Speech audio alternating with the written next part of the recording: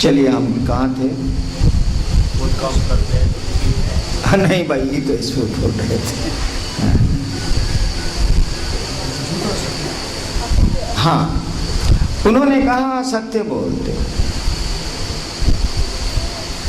हमने कहा जी ना, मैं जो करता हूं सो कहता हूं। वो तो समझ रहे थे, वो आवाज तो समझ रही थी कि आदमी हिसपवा में लेकर गलती कर रहा है, इसका झूठ थोड़े बोल रहा है, तो गलती कर रहा है। तब उस आवाज ने पूछा क्या करते हो? अब उसको तोड़ दिया, जो करते हो सो कहते नहीं हो, अब उसको तोड़ दिया। क्या करते हो? हमने कहा जी, दूसरों को महादेव का शिष्य बनाते हैं। दूसरों को, जो कर रहे थे सो बोले, दूसरों को शुरू कर दिया था, 15-20 आदमी बने थे जी, दूसरों को शिव का शिष्य बनाते। आवाज ने कहा करने को क्या कहते हो? एक लड़के के सामने से पूछा, आपने दूध जोड़ के बोला 5, 4 को काठी रख दीजिए सलाई की और कहिए गिन तो बाबू, कहेगा 1 2 3, उसका बोलवे नहीं करेगा, बूझ जाएगा 4 होता है, चला 5 बोल दिए, चुप हो जाए, बुझ गया, गलती कर लो। जब उन्होंने कहा कि करने को क्या कहते हो,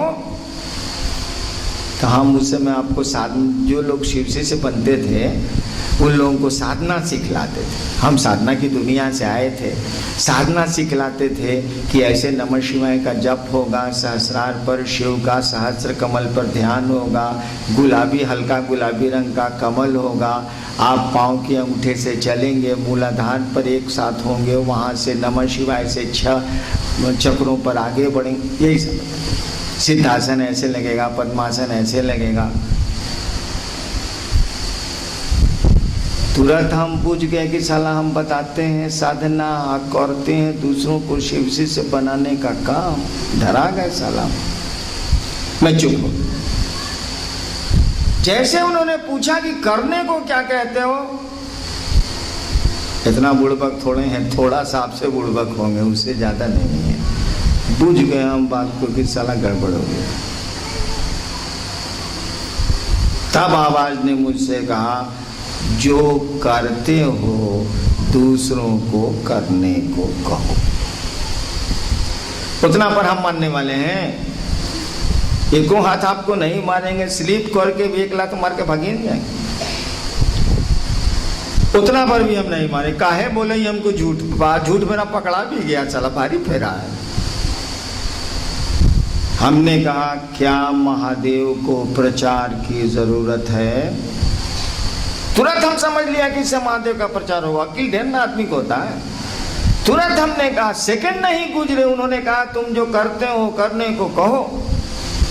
सेकंड नहीं गुजरा कि मैंने तुरंत पूछा महादेव को प्रचार की जरूरत है? तब उन्होंने एक वाक्य कहा और उस एक वाक्य से पता नहीं मुझको क्या क्या समझ में आ गया। एक ही वाक्य था, छोटा सा। उन्होंने एक वाक्य कहा और हम ही को नहीं पता है कि हमको क्या क्या समझ में आ गया। घटना आगे बढ़ती है, छोड़ दी। उस दिन से मैंने अपने इस ट्रैक को, साधना बताने के ट्रैक को बदला। और मैं जब किसी की बात नहीं सुनता, मेरी आदत जल्दी नहीं है, पता नहीं क्यों वो बात मुझको सारी बातें समझा गई थी। मेरा व्यवहार तो बिल्कुल इडियट वाला था, काहे कि उनके कहने के बाद भी, समझाने के बाद भी मैंने सवाल किया था कि महादेव को प्रचार की जरूरत है क्या? एक वाक्य उन्होंने मुझसे कहा, कल मैंने आपसे कहा था आदमी की औकात कितनी है, आपको ताकत कितनी है, आपको सामर्थ्य कितना है, एक सीमा के बाद तो रुक जाएंगे हम। आप कुछ नहीं कर सकते, तर्क कर सकते हैं, बुद्धि इसका इस्तेमाल कर सकते हैं, लेकिन हमारे आपके बुद्धि की एक सीमा। महादेव ने कहा था कि तुम्हारे गणना की सीमा हो सकती है, इसका अर्थ यह नहीं है कि गणना इसके ऊपर नहीं है। माने आप गिनती की आपके लिए सीमा हो सकती है, उस ईश्वर के लिए कैसे हो जाएगी? आपके लिए जो संसार अनंत हो सकता है, ये जगत अनंत हो सकता है हमारे आपके लिए, लेकिन सृजनकर्ता के लिए तो जगत पूरी तरह सीमाओं में है। कहीं कोई असीमित सत्ता हो ही नहीं सकती उस ईश्वर के अलावा। सब कुछ सीमाओं में है, कुछ भी यहाँ अनंत नहीं है। हमारे आपके लिए हो सकता। तो जब मैंने महादेव से उस आवाज से उलझना शुरू किया, स्वभावगत आदमी का स्वभाव है, गेहूं साहब को लाठी दिखाएगा तो फाइन से मारेगा, हरहरवा साहब को लाठी दिखाएगा तो फूल से भागेगा। स्वभाव अलग अलग है, सांप तो दोनों ही।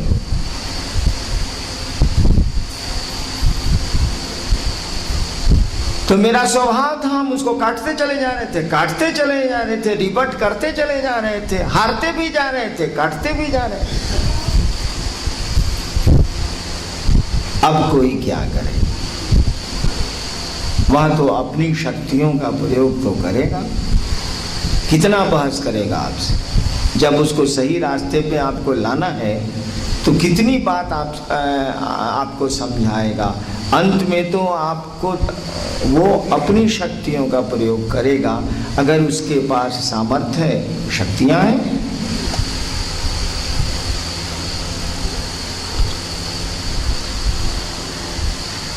और शिव के लोग बड़ी कम बोलना चाहते हैं, वो बोलते ही नहीं, बहुत कम। जब देखा कि हईनान अब टंटा कर रहे हैं, अब कह दिन है कि शिव को प्रचार की जरूरत है, छोड़ दिया उसको। एक वाक्य कहा, उस एक वाक्य में इतना दम था, इतना दम था कि मुझे को नहीं पता है कि मैं क्या क्या समझ गया। और मैं चुप हो गया। लौटा मधेपुरा, पटने जा रहा था, लौटा मधेपुरा और ट्रैक मैंने बदला। साधना को दाबा, चर्चा को शुरू कराया। पुराने लोग भड़के कि 3 साल तक ये नमः शिवाय कौन सी पद्मासन सिद्धार्थकल मंडल जी भी वैसे कर रहे थे, वहां बैठे हुए थे, मैं देखा मेरे बगल में ऐसे साधना कर रहे हैं।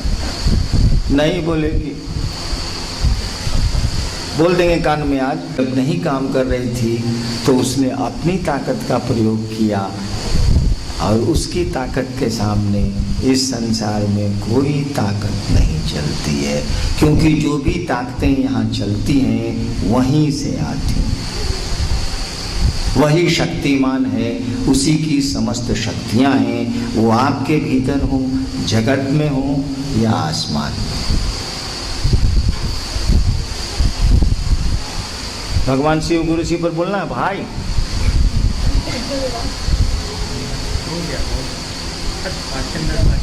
छोड़ दें, चलिए तब जिज्ञासा पर है, फिर उसमें आधा घंटा हमको और लगेगा। अभी तो इधर लफड़ेबाजी मार रहे हैं। चलिए जिज्ञासा पढ़िए।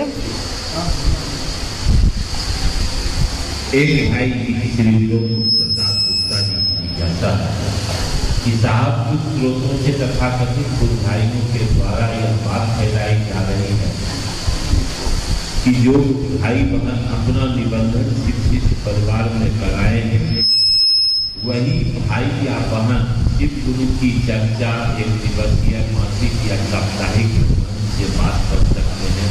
दूसरों को यह मिला साहब का यह आदेश चादर से ऐसे आकर के ठीक है, बोल दो।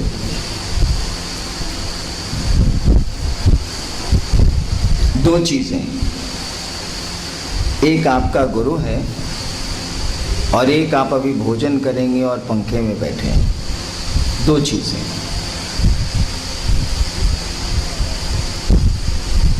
शिव गुरु के रास्ते में, शिष्यता के रास्ते में, गुरु की ओर चलने में किसी का कोई कानून नहीं चलेगा। कान खोल के सुन लीजिए,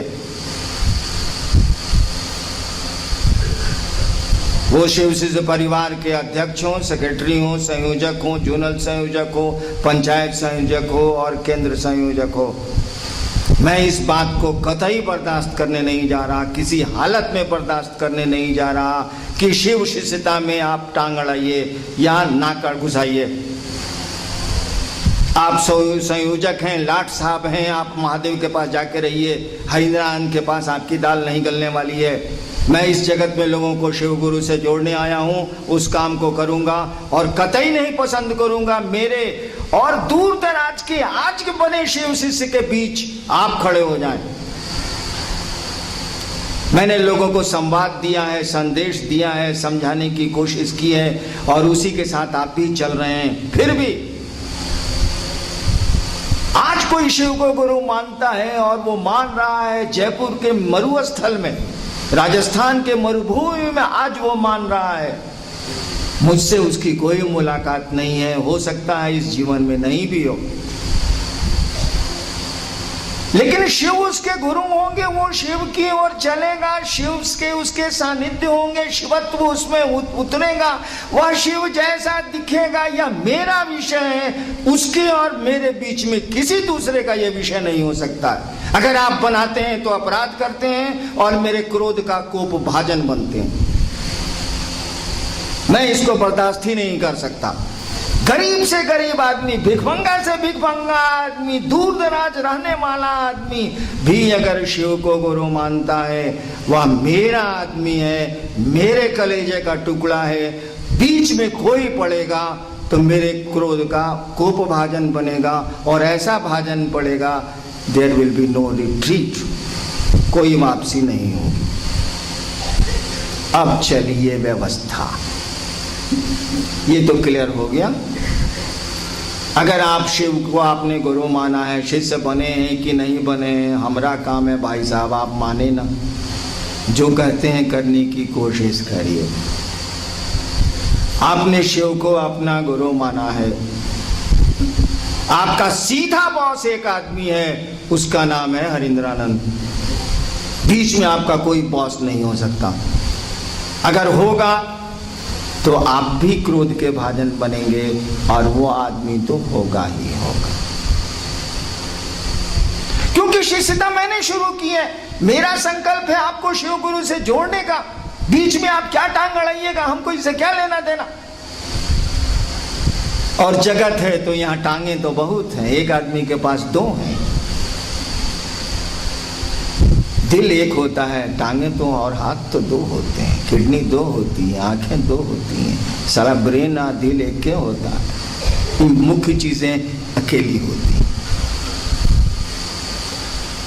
कहा सर कुछ और ही कहीं कहा ना कहे तो नहीं, अभी खत्म का हुआ यार।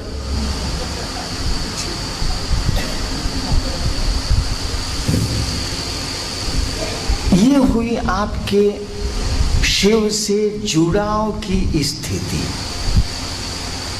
ये आपकी शिव से जुड़ाव की स्थिति है। इसमें मेरा सबों से अनुरोध है कि आप पीछे हट जाएं। सबों से, मेरे अलावा कोई नहीं, मेरे बाद महादेव है। लेकिन आई व्यवस्था की बात, आई भीड़ की बात, आई कानून की पकड़ की बात। देश है तो कानून है। अब आप इस दुनिया में रहते हैं तो देश के कानून को तोड़ नहीं सकते। आप इस हॉल में बैठे हैं तो हुड़दंग करिएगा तो कार्यक्रम तो होबे नहीं करे। यह है व्यवस्था की बात। यहां के लिए पद बने हुए हैं, जोनल संयोजक और क्या और क्या और क्या, ये पद बने हुए हैं। कानून में इनको अधिकार दिया गया है, अध्यक्ष को भी है, सेक्रेटरी को भी है, गवर्निंग बॉडी को भी है, सदस्य को भी है। भारत देश का एक कानून है, उस कानून से चलना ही आपको पड़ेगा। क्योंकि जब शिव चर्चाएं मेरी यूपी और बंगाल में प्रवेश की तो वहां के शासन ने रोक दिया।